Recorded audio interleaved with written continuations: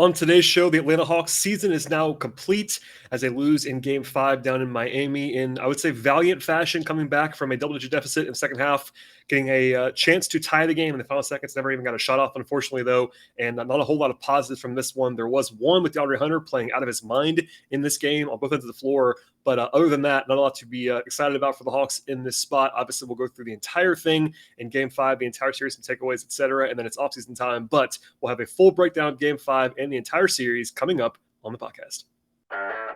You are Locked On Hawks, your daily Atlanta Hawks podcast. Part of the Locked On Podcast Network. Your team every day.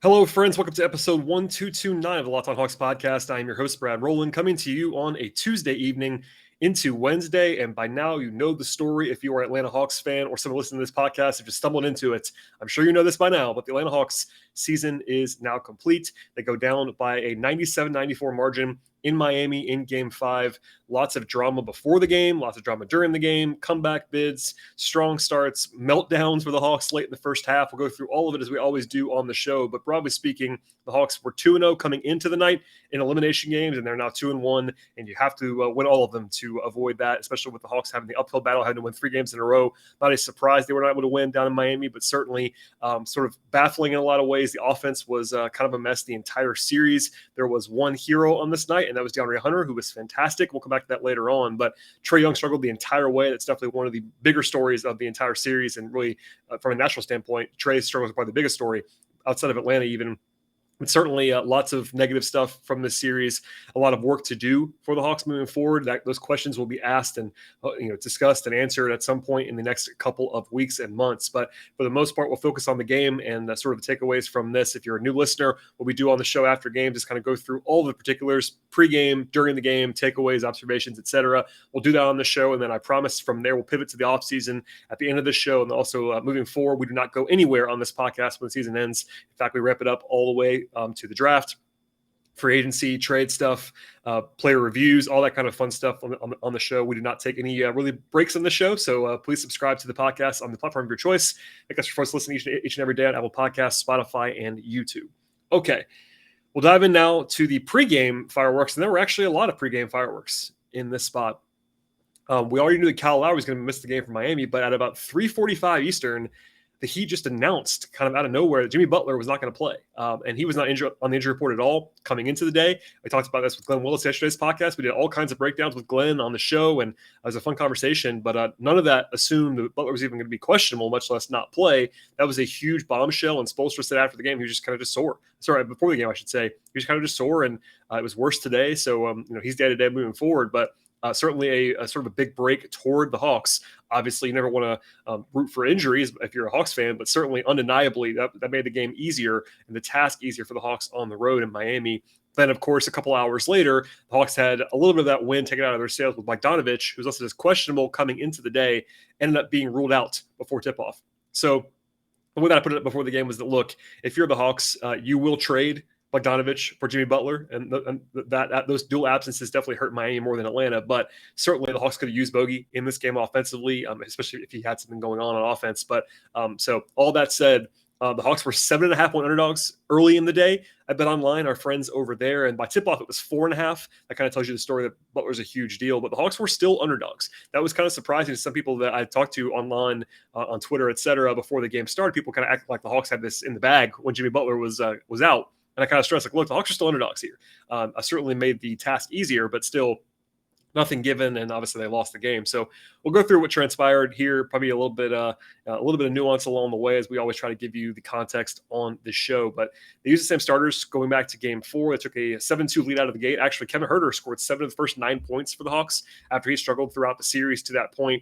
It was a nice dunk by John Collins early on. But then Miami sort of recovered with a 12-2 run of their own. Victor Oladipo, who didn't play at all in the first 3 games of the series despite being healthy, ended up starting in this game and leading Miami in scoring. Just kind of a weird night there. He started in place of Butler and was a big factor for the Heat in this game. But the offense, other than the Huerter explosion in the first few minutes, was really just kind of non-existent the entire way. They did play faster, which is something that McMillan was begging for in pregame and dating back to yesterday and the day before that in public. But they playing faster did not always work for the Hawks in this game.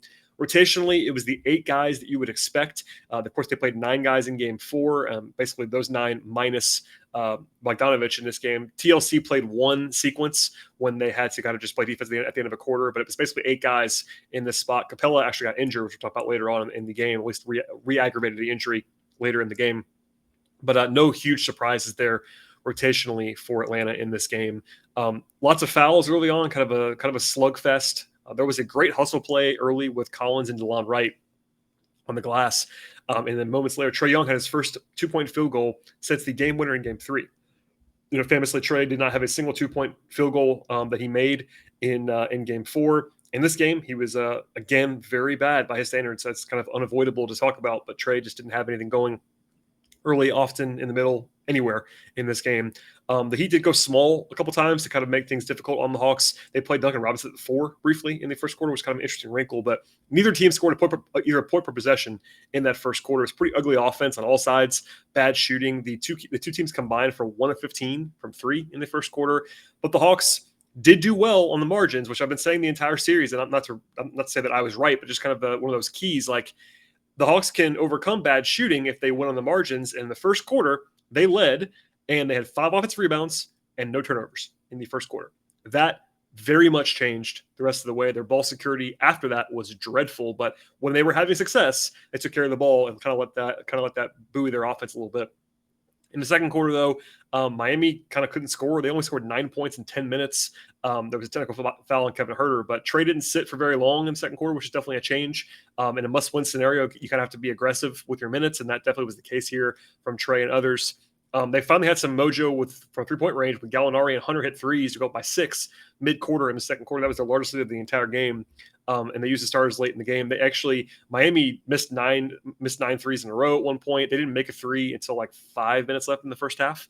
But the Hawks were up 1 late in the first half.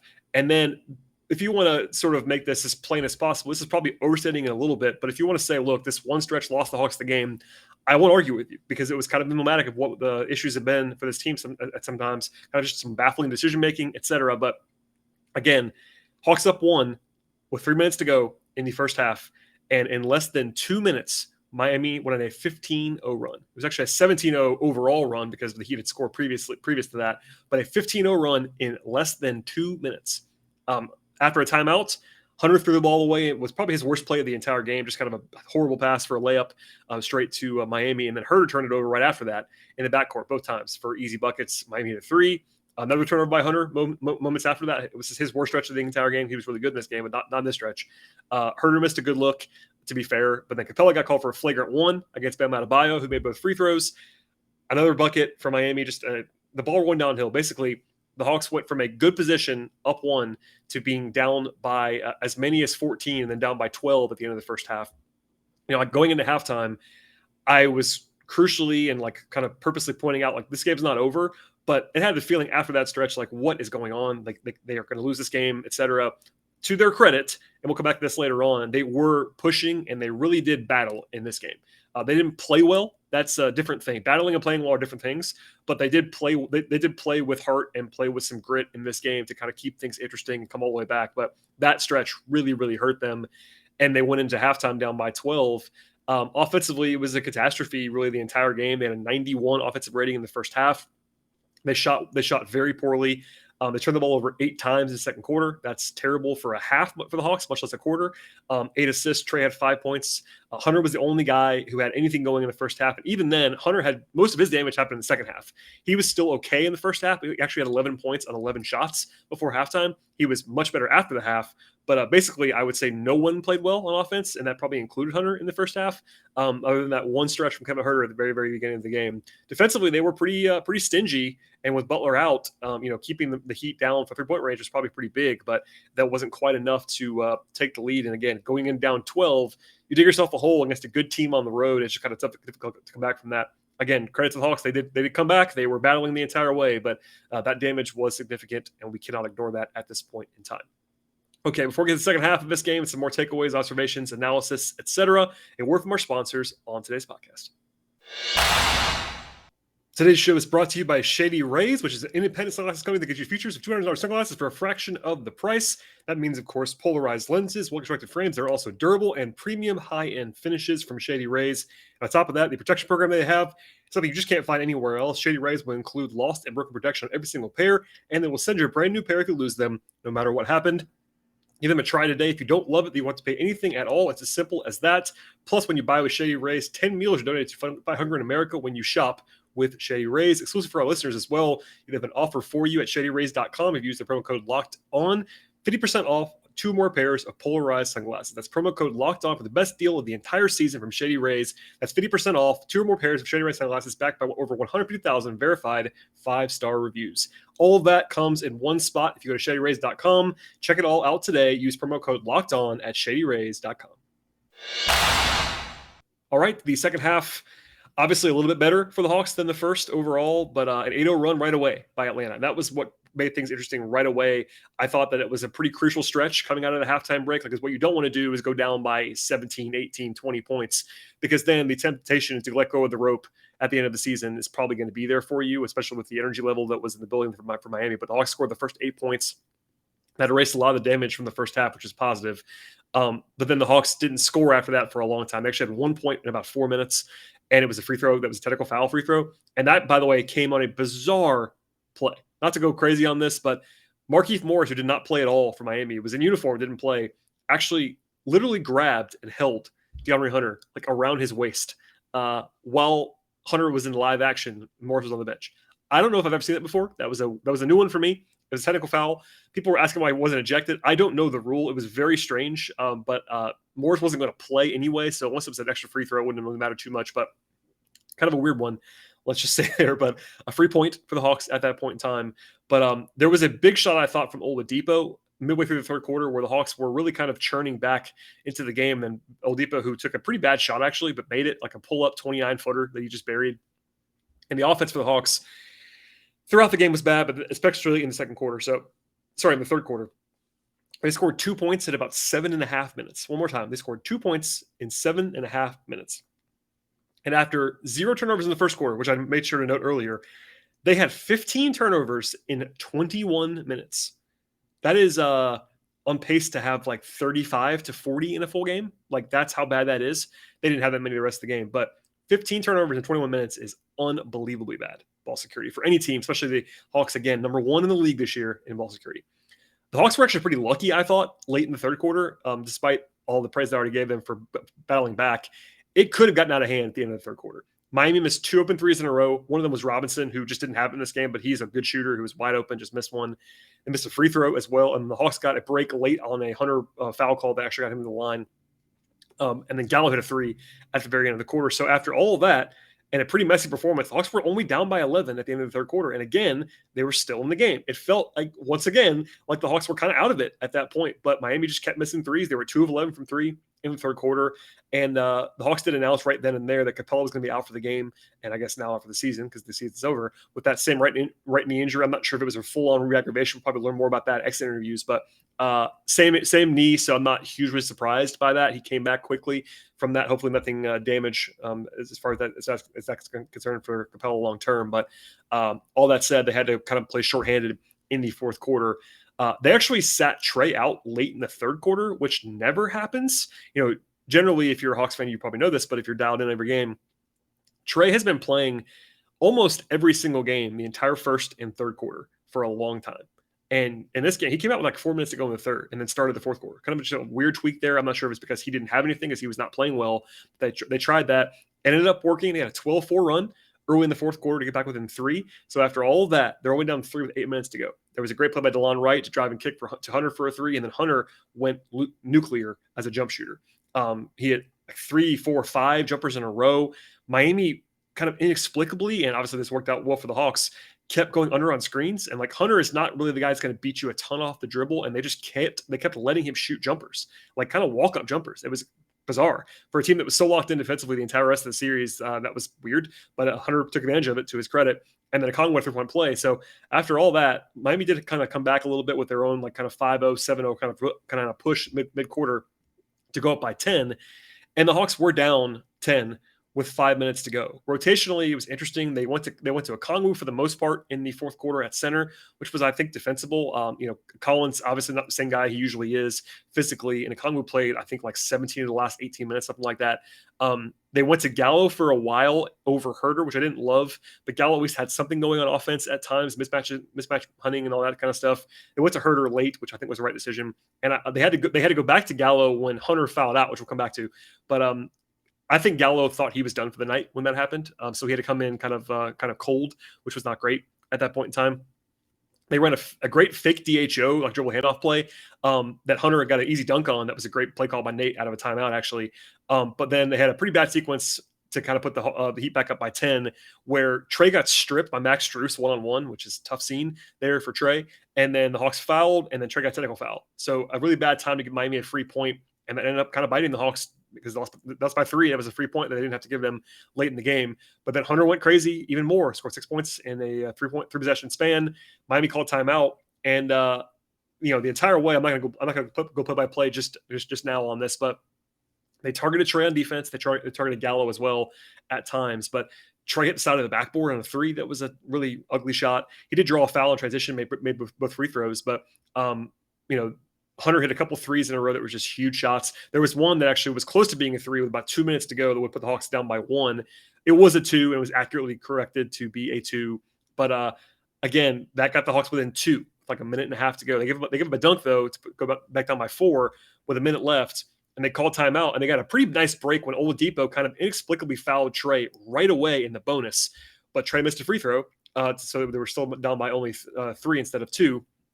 And then the controversial call of the evening was the DeAndre Hunter 6th foul call with 41 seconds to go.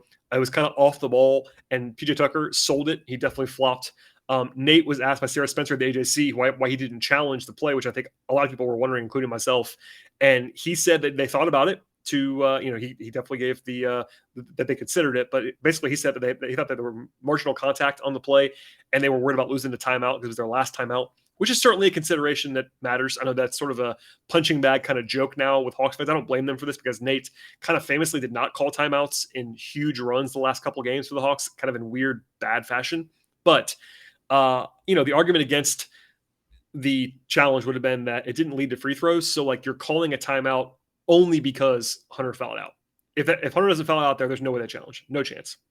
And obviously they didn't do that either, but it wasn't a free throw situation. So they actually got to stop on the possession. So like the only huge question marks, quotation marks, obviously, but the only quote unquote loss was that Hunter couldn't play anymore, which obviously was a huge loss. He was their best player in a lot of ways in this game.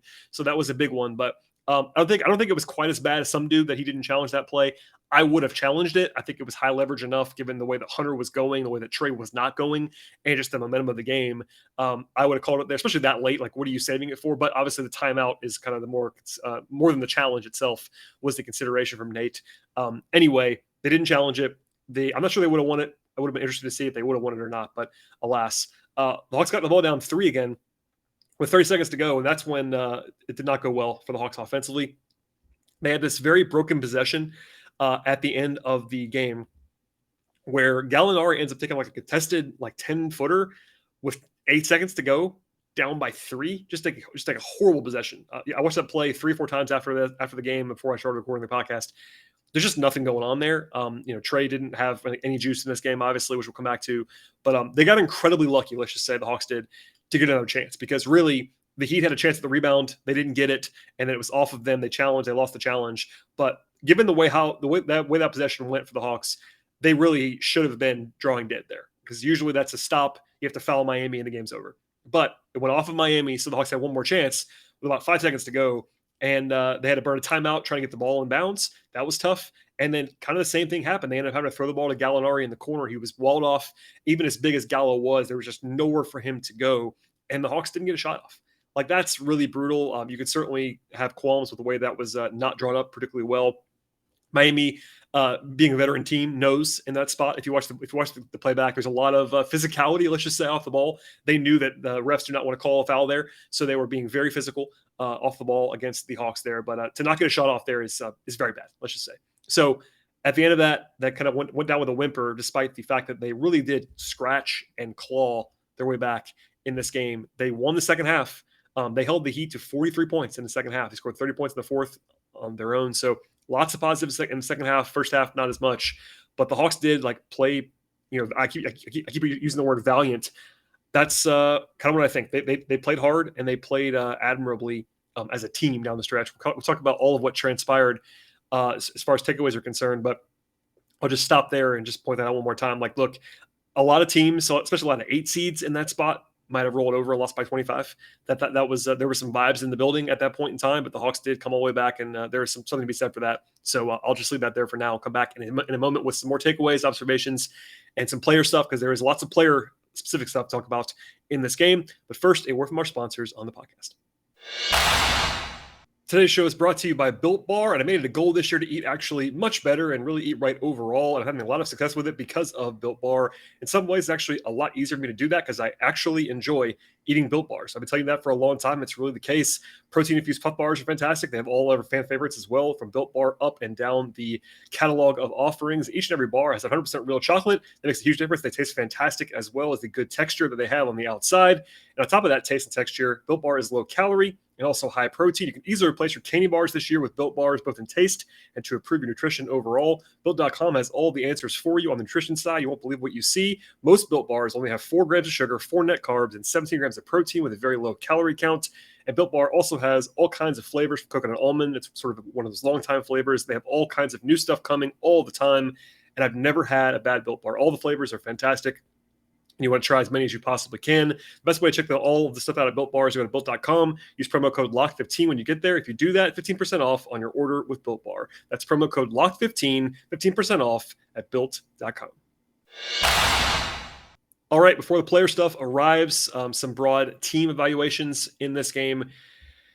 And let's just say the offense was not good enough the entire series, both obviously in this game, but in the entire series. The Hawks had a 104 offensive rating in the series against Miami. For comparison's sake, a 104 offensive rating in the regular season would have been 29th in the league. So that kind of tells you. Now, obviously, there is credit to be given to the Miami Heat, who are fantastic defensively. They're well coached. They switch. They have Bam. They have PJ Tucker, who is just a great playoff player, and he's very annoying for the opposition. But they have lots of good traits defensively, and a lot of credit to them. Millen gave them credit, so did Trae at times, and they played great defensively. So that's worth pointing out. But the Hawks offensively were just not good enough, and it was really top to bottom. The scheme wasn't good enough. Trae wasn't good enough in particular. The supporting guys had moments. Obviously, Hunter in this game was awesome, and Bogey had a couple of good games in this game, the series as well. But overall, not enough of that in the series. Didn't shoot the ball well. Didn't take care of the ball. All that stuff, and it all happened kind of in this game as well. In Game 5 in particular, they got to the line a lot and made a lot of free throws. That was a huge key on the positive side. But let's just say the shooting was not good. 47% from 2, 32% from 3. That's very bad. And here's the headliner for me: 19 turnovers and 15 assists. The Hawks usually average almost 2-to-1 in favor of assists, and they had more turnovers than assists in this game. And again, they had no turnovers in the first quarter. So they had 19 turnovers in the last 3 quarters. That is just unbelievably bad. And I said it in the entire game. Almost every game in the series, I mentioned it either before the game or after the game or with a guest or something, that the Hawks had to win the ball security battle in the series, and they lost it almost every game, and they just cannot overcome that. They did actually have more fast break points than the Heat did, which they thought was a point of emphasis coming in. Nate did, but only had 28 points in the paint. That's a very low number. The worst teams in the league have 39, 40 per game. They had 28 in this game. That's really rough. I will say, defensively, the Hawks were pretty frisky in this game, especially when you factor in that Capella left the game early and wasn't himself. It is easier to guard Miami without Butler. That is worth pointing out. But Miami didn't have a ton of great looks in this game. They missed some good ones for sure, like Robinson and Strus missed some pretty open shots at times. But Miami only had 19 assists as well, and they didn't foul a lot. I will say that was one of the better defensive games in the series. It just didn't matter because the offense just couldn't do anything. So anyway, move on to the players now, and I'll try not to be too negative at times here. We'll start with the bench first. Then there was a lot of positive. And really the entire series, the bench was awesome. DeLon Wright, I know I'm sort of a meme myself now, but he was really good again in this game. 7 points, 7 rebounds, 3 assists, +9 in 31 minutes. He played great defense.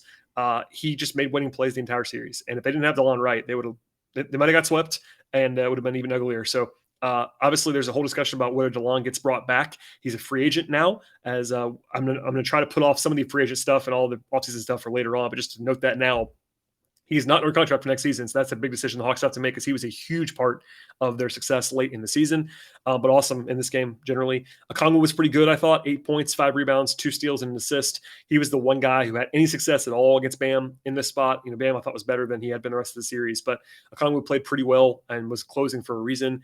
Gallo was better in this game than he has been. I will again point out that defensively he was a mess in the series, but offensively he gave them more in this game. He had 12 points on 11 shots. No rebounds, though, is tough, but a lot of that went to Hunter, which is probably, I guess, a general positive. But the bench, again, +9 or better, all 3 guys. So there you go. To the starters. Capella, pretty quiet, only played 19 minutes before the injury, 2.8 rebounds, a steal and a block. Credit to Capella and Collins in particular for coming back and playing when neither of those guys were anywhere close to 100%. There is no way Capella's playing tonight. If this is a regular season game, no chance. There's no way Collins is playing the entire series of the regular season games. Those guys played guttily. They were not themselves, very obviously. So that's tough. But yeah, I thought Capella and Collins both gave them what they could give them. They were not great by any means, either of them, but they had to always gut it out and they gave it a shot. And they had a better chance with those guys than if they had gone to Gorgie Jang or whoever behind them. So they give it a chance. Let's just say. Kevin Huerter, I thought was decent in this game. He had a strong start. Only had 12 points, but that was second most on the team behind Hunter. Did have 3 assists, 2 steals, and a block. 3 turnovers, a couple of bad ones along the way, but hit 2 threes. I thought Huerter was fine. He wasn't great, wasn't bad, just fine. We'll go positive first with DeAndre Hunter. I was debating that in my mind just now, but alas, Hunter was awesome. So if there is one positive from this evening is that Hunter had the game of his career probably. 35 points. Yes, 35 points, a playoff career high for DeAndre. 11 rebounds, 3 steals, 2 assists. He fouled out, of course, but played 43 minutes, and he earned it. He was awesome, played the entire way. He made jumpers. I think he was being guarded in kind of a favorable fashion at some points, but he was 8 of 14 on 2s. That's really encouraging. It wasn't like he was just bombing threes. He made a lot of threes too, but 10 of 11 at the free throw line. He was aggressive. He was attacking. I do have a little bit of, maybe not fear, but I think people that didn't watch the Hawks this season might think that this is normal for DeAndre Hunter. That's not the case. I'm not going to pick on him now because obviously he was great in this game. But broadly speaking, this was not a good year for DeAndre Hunter in general. And I think people don't necessarily watch every game of the regular season. And especially nationally, people are probably going to overreact to this performance from Hunter. But it's definitely positive. He was awesome in this game. If he doesn't have it in this game, they lose by 25 points. There's no question about that. Nobody else outside of maybe Huerter and Gallo were just okay, had anything on offense. And if Hunter doesn't shoot the lights out and play great, they just probably lose by a lopsided margin. So he was great. Even defensively in the series, I think he was pretty good for the most part. It wasn't game changing a lot of the way. Jimmy got his stuff on him throughout the series, but he was active in this game. And one more time, 11 rebounds. DeAndre Hunter, that's impressive. Obviously, he's earned it this year to not rebound. I've criticized him, and rightly so. He had basically the same rebound rate as Trae Young did this year, which is not what you want to see. But 11 in this game, he was flying around. So this might have been for all time the DeAndre Hunter game had they won it. It might still be. He was really good in this game, so we'll leave that there for now. But he was certainly the biggest bright spot by a wide margin in this one.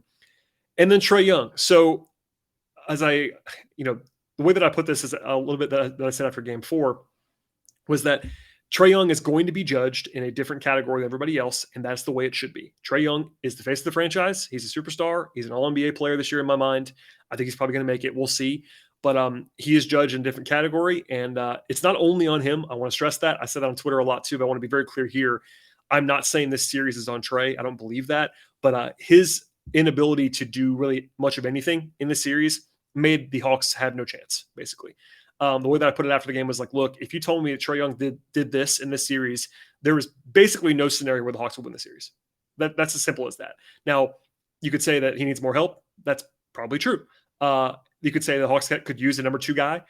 That's probably true as well. And there's a discussion to be had about that. We've been having it for a couple of years now about what the sort of the ideal number 2 is for Trae. And I'm sure we'll have that talk more in the next couple of weeks. But for now, just talking about this game and the series overall, Trae Young was just not good enough. I would have liked to have seen him take a little bit more responsibility for that after the game as well. That's sort of a little thing that maybe I just noticed that because I'm covering it and watching the press conferences and stuff.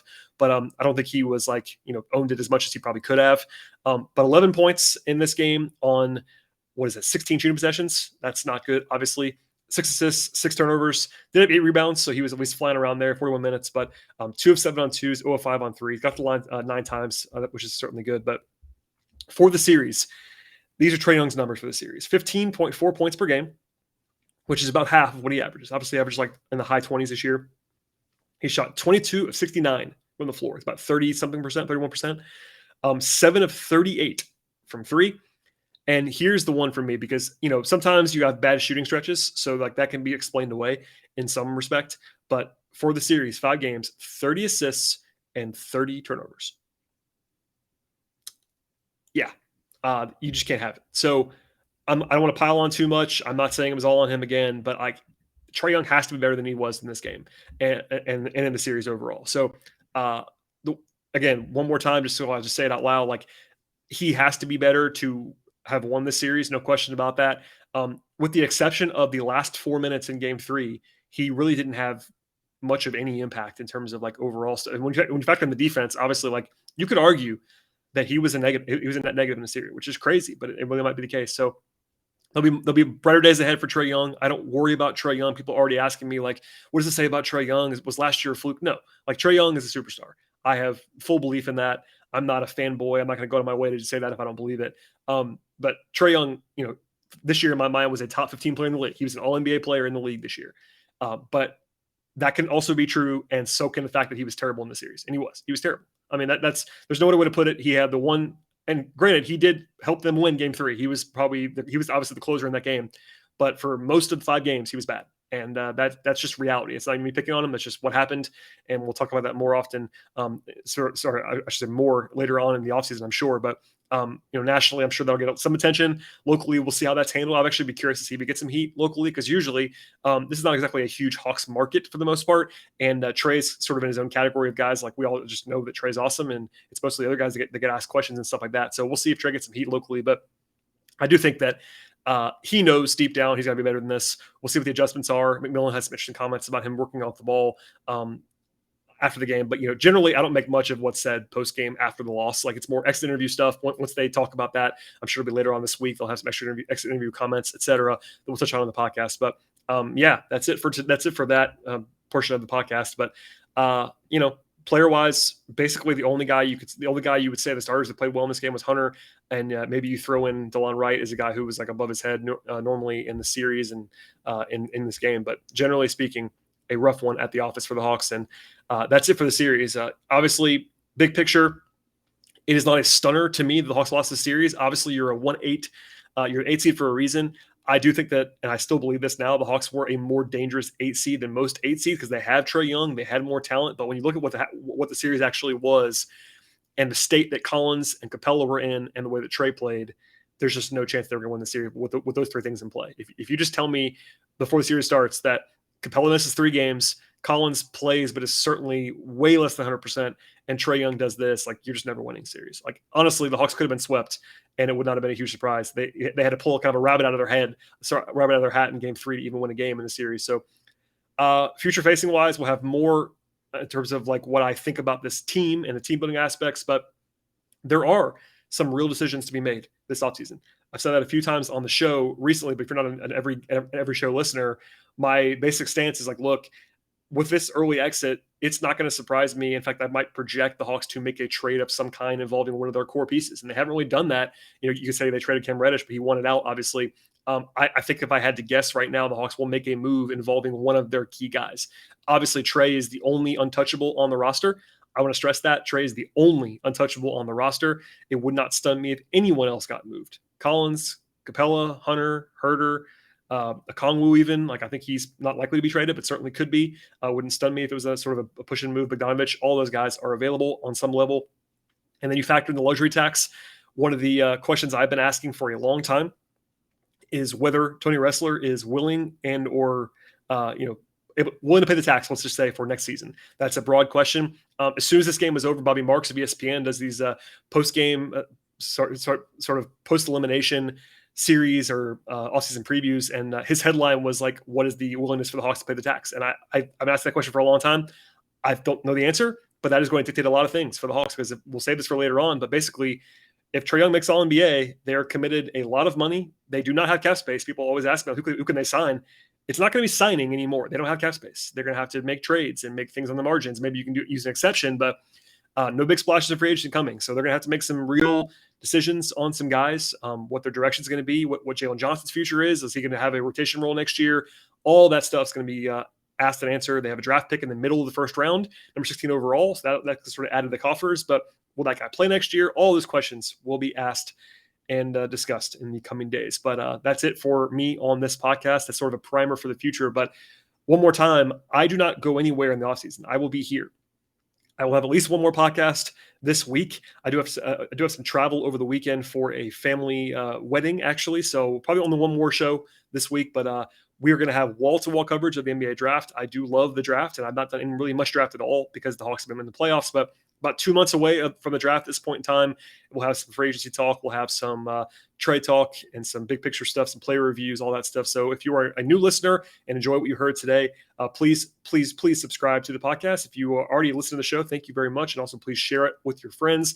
I have sincerely been humbled with all the support and all the people that are downloading and subscribing and following on YouTube and following me on Twitter, all that stuff this season. It's been quite a ride. I know it was kind of a maddening season for the Hawks in which they kind of fell below expectations.